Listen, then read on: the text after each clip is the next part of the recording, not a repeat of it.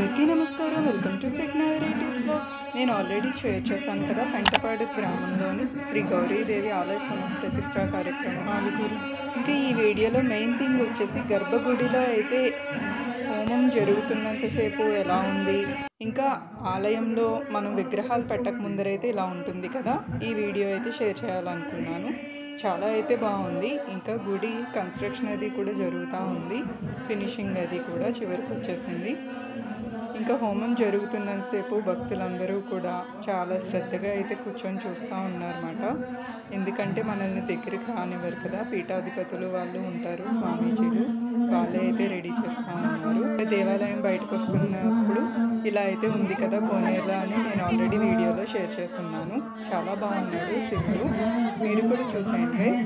ఇంకా బయట లైటింగ్ అది కూడా చాలా బాగా అయితే ఏర్పాటు చేశారు.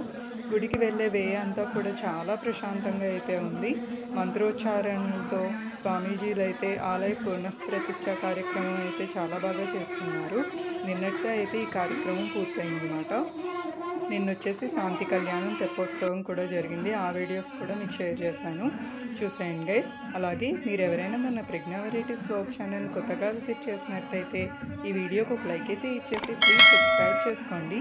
అలాగే మీకు నచ్చితే మీ ఫ్రెండ్స్ అండ్ ఫ్యామిలీకి కూడా షేర్ చేయండి guys. Thank you for watching. Take care, bye.